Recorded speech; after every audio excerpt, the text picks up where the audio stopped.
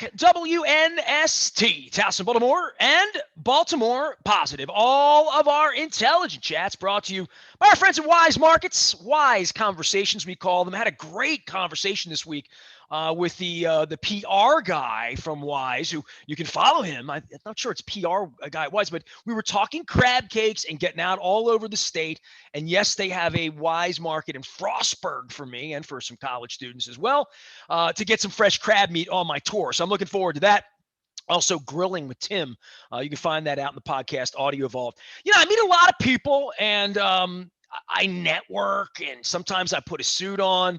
I'm not shaving this off just because it pisses Moeller off. He hates it, so I'm keeping it. But once I put like a suit back on again, I go out to places and try to expand my business. So anybody's been following me, you know that I've moved from NST to Baltimore Positive. We still have NST, but we're in brand transition. And when I find myself in those places, I find myself sort of like, all right, what do I know? I know how to build a website, so I can do that. And I built that last year. And if you're following along at BaltimorePositive.com, you found the website. And then there's like all the stuff you don't know. And then you need someone smarter than you. And in my case, that's not hard to find someone smarter than me. But it was a big step up when I found Mike Rosenfeld, my friend.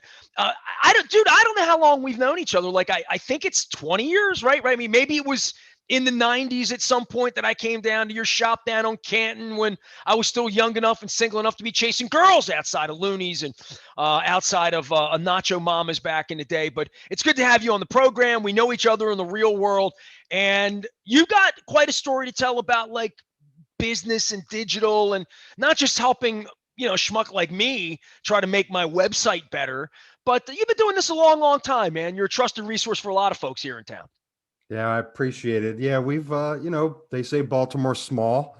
It was inevitable that two characters like you and I were going to bump into each other along the way. But obviously it wasn't until recently where we kind of picked it up and took it to another level and kind of rolled up our sleeves, started thinking and working strategically. And I've enjoyed it. Why? God, no one enjoys working with me. Short term. It's because it's new. We're in the honeymoon period of my energy. No, I get it. I mean, you are what you are. I mean, it's you know what you're getting into, and I don't mean that in a negative way. We're both high energy guys and have to take our cues from one another and pause and let each other speak. And but no, it's been interesting, and I am totally on board with where you're transitioning and going with your business.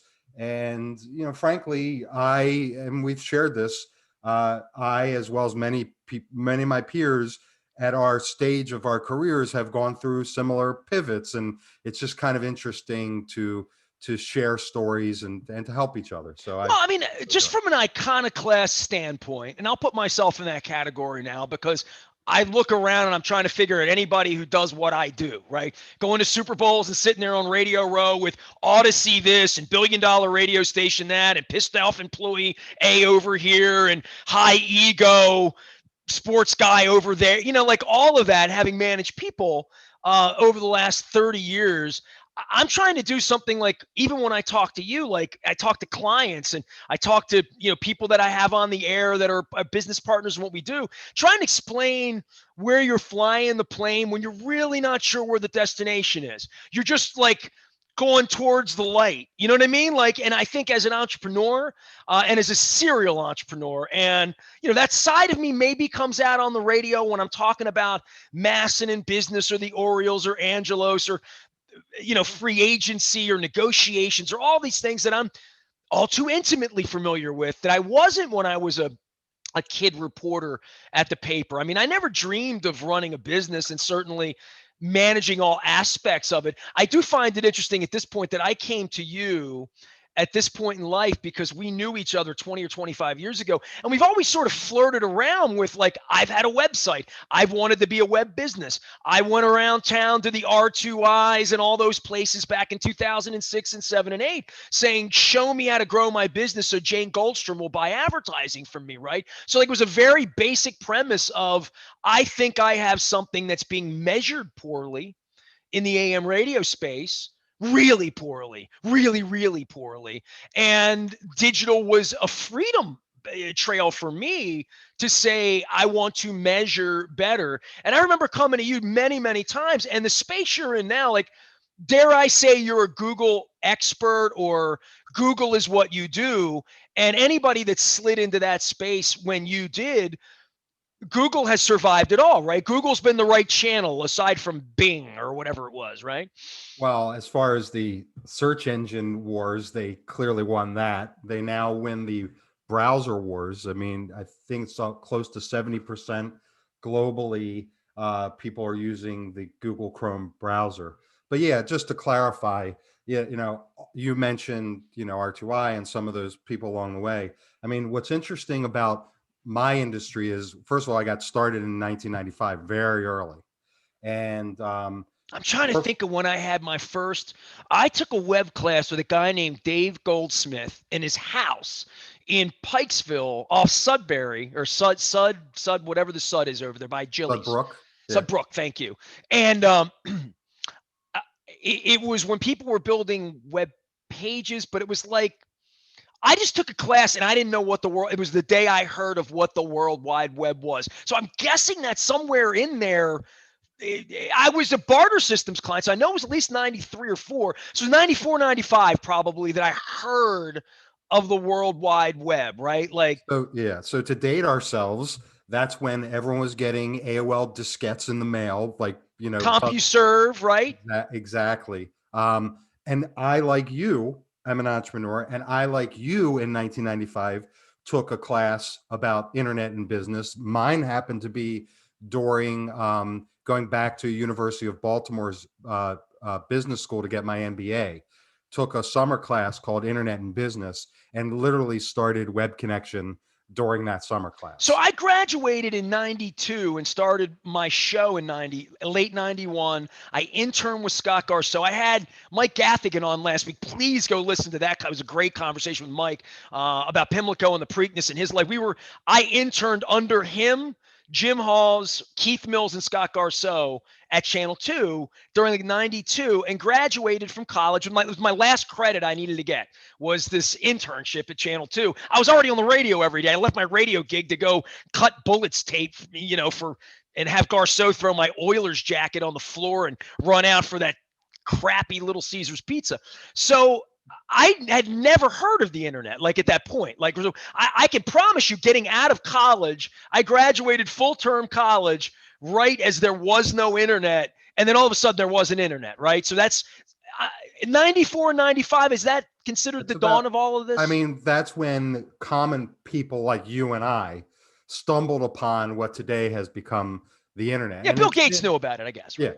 Yeah, and look, we're seasoned veterans in our industry. We're not ready to hang it up, but what did you go to college for? Not internet.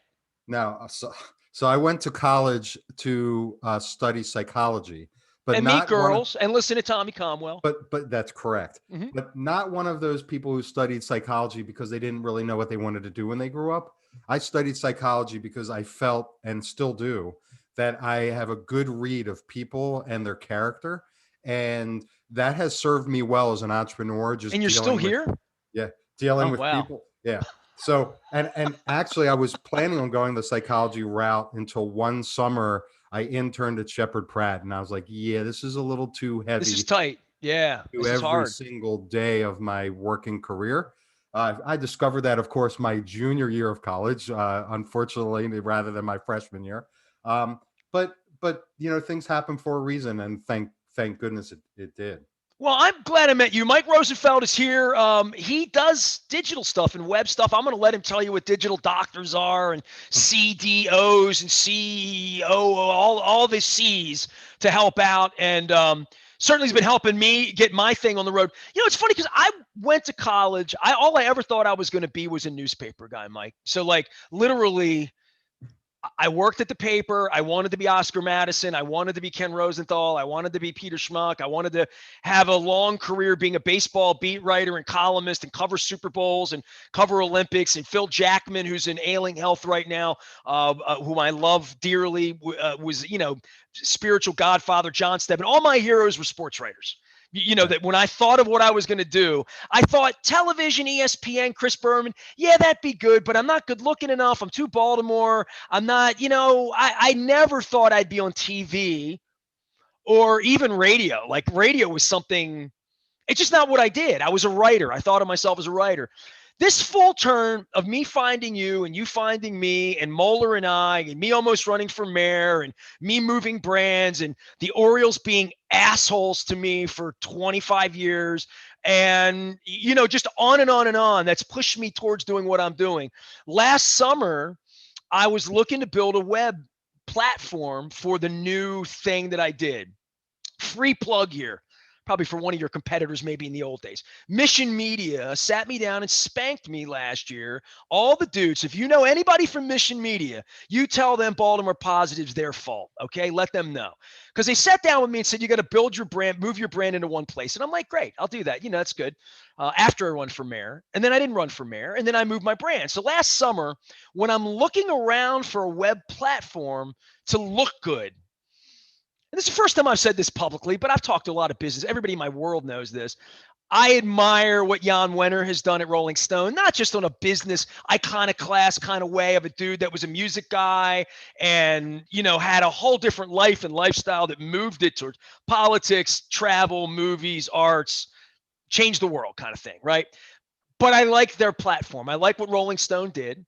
And I was trying to figure out in 2020 what I wanted my site to look like. Mike, in 2007, I wanted it to look like ESPN.com, right? I mean, that's what every sports site was doing in 2007. And I found myself in 2020 with this Edsel, this fax machine, this relic.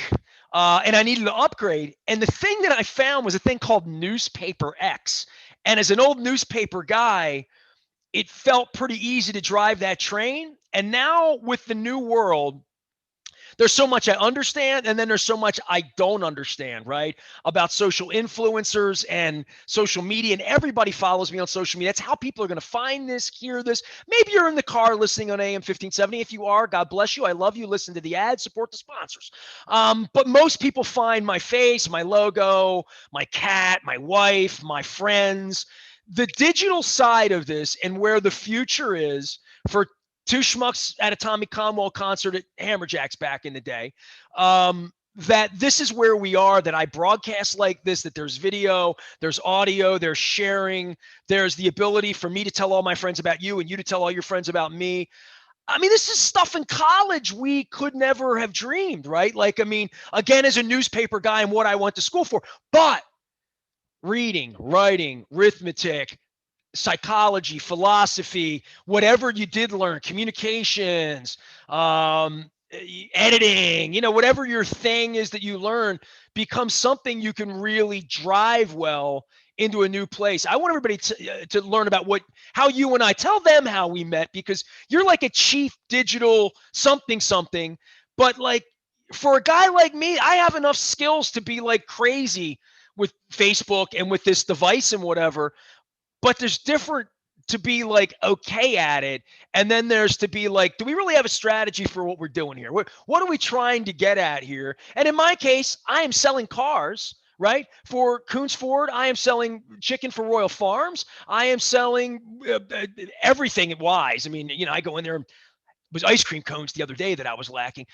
Give everybody a chief digital role in what you do and how it sort of helps me, because I want people to know what you do. I appreciate it. Look, I'll go through it rather quickly, but in 1995, my firm Web Connection was one of the first maybe 5 or so web development companies in the city. So I need a web page, I find you. Exactly. Yeah, and that's exactly what people say. And nobody had a web page. Everybody needed one. That's correct. No one asked for it. So we had to hunt and for pioneers who were willing to be the first in, right?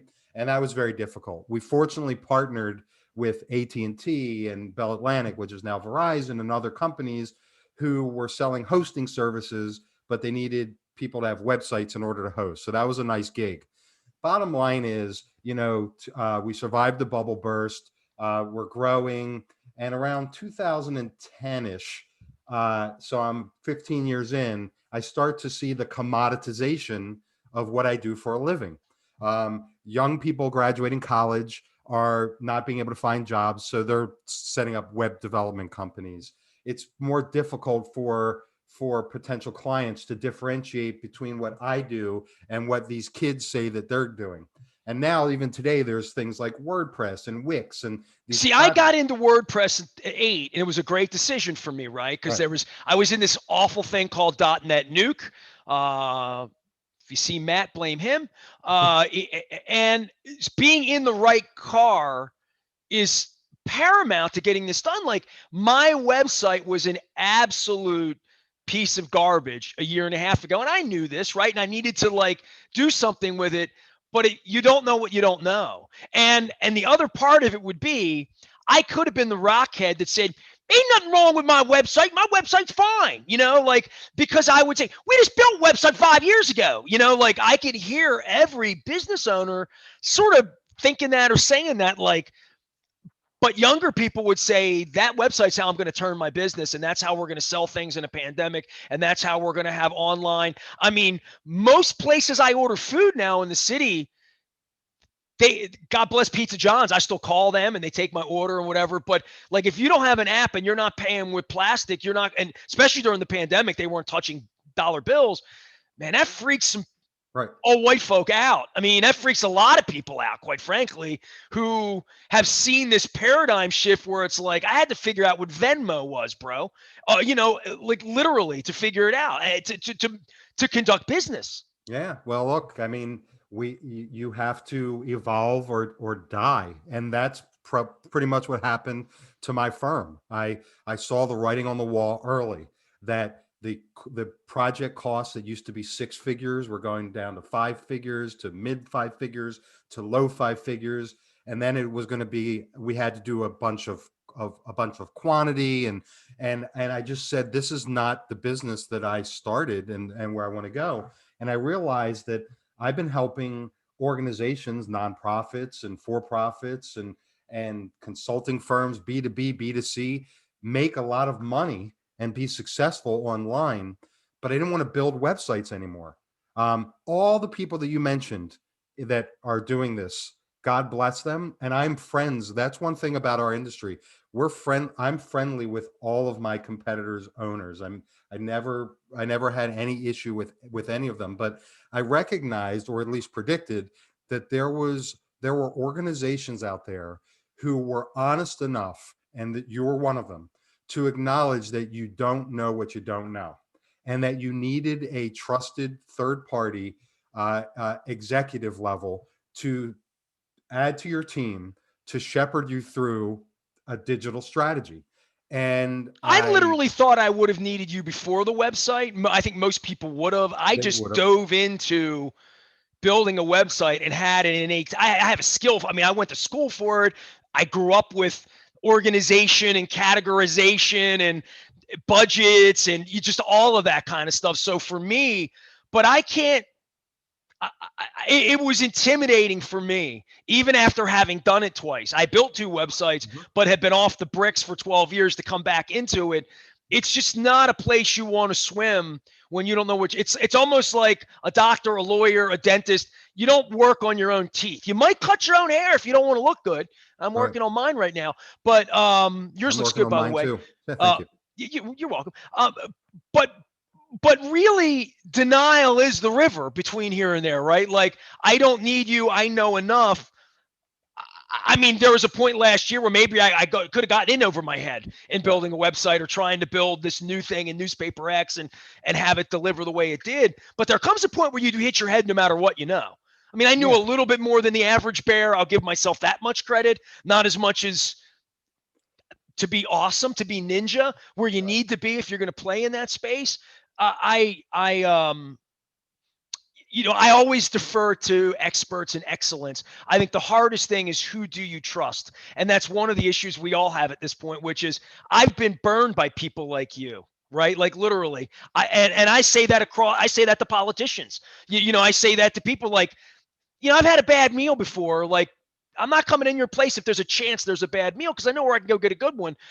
But when it comes to swimming in a space where you just have to trust, or someone like you has to teach me a little bit and say, all right, I know this sounds counterintuitive, but here's why we have to do it this way. Right. And sometimes that's hard for people to hear coming from a guy like you, right? Well, here's where the beautiful thing is as far as what I do, because so really we're outsourced chief digital officers, and unlike other web agencies or digital marketing firms, we don't get a penny from the recommendations that we make. So that's the big differentiator. So when you talk about trust, so you could go to any number of agencies, and some are very trustworthy. But at the end of the day, they may say, you need a new website, you need a new app, and you need to do this on social media. And you know that they're going to be doing that in house, and there's a monetary benefit for them doing so. What we do is we basically act as a part time chief digital officer where we are work directly with the CEO, and we listen to their pain, we listen to what their goals are and how they want to grow, and we apply all the digital strategies, whether it's SEO or their website or their apps or online marketing or social media or whatever it is. And we create a plan, and then we determine, do they have the people in their organization to execute on that plan? So you happen to be pretty good. You're a pretty creative guy. You can roll up your sleeves and you can manage your own website. So you don't need that resource. If you go to a web agency, they're going to try to take that from you because that's what they do and that's how they make their money. So That's how they bill hours. exactly right. So we need to maintain that independence where the client knows that whatever we recommend, we don't benefit from, the client benefits from, and that's the big differentiator. And it's difficult because at this stage, you're pivoting, I'm pivoting. Most people don't even know that there's a role in the C-suite called chief digital officer. So that's something that we have to. Well, we have I to would do. say this, and I'll leave it at this because you'll be a recurring character around here. You're a recurring character in my real life as well as I build this thing. But as we lift this thing and do this crab cake tour, and you're a partner in this with me, I would say that my endorsement of you would be for this as an advocate, right? Like literally what I don't know, hey dude, I don't know this ish. Tell me what's going on here and make sure I'm not getting ripped off. Make sure I'm not, doing this wrong. Make sure I'm not driving down the wrong road in not WordPress or in an unsupported platform that's not supported by a bunch of really cool Romanian people. So I think not knowing what you don't know, and then there's that level of trust of saying, all right, I've got a guy, I've got a mechanic, right? I've got somebody that understands us on a different level that we all have in our life, hopefully for law, real estate, whatever, this is important. I mean, BaltimorePositive.com is my future. It's what I've built. To not have the right mechanic and not realize, like, I drive cars, I don't work on them. You know what I mean? Like, and that's what you do. Yeah. And I'll leave it at this. Your people who don't take their car to a mechanic are doomed to have failure. And, and that's the same thing here. People who don't take digital seriously are losing. And I'm never going to work with them because they don't have the vision to at least appreciate that they're not doing it well. They just think, I don't need a website. People don't come to me that way. And it's just not true. I mean, 80% of people look at your website before they're even going to have a conversation with you. So look, I know we're just scratching the surface here. Yeah. And I dig the conversation. We'll And talk about no hitters next week. yeah, all is good. Mike Rosenfeld's here. Tell me how to find you real quick. Sure. It's www.webconnection.com. Webconnection.com. All right, one of our partners here. Mike's going to be a recurring cast of characters, a bunch, along with a bunch of other crazies like Bill Cole, Cole Roofing, and I got to get Billy Yerman back in here. We got to get Springsteen back on the road too. So we're going to put the whole band together. My new desk comes in the morning from MOI, so shout out to Dave Knoll as well for all of our partners. We're putting together a little McHenry Row mafia together down here in South Baltimore and trying to put things together and lift all boats here at BaltimorePositive.com.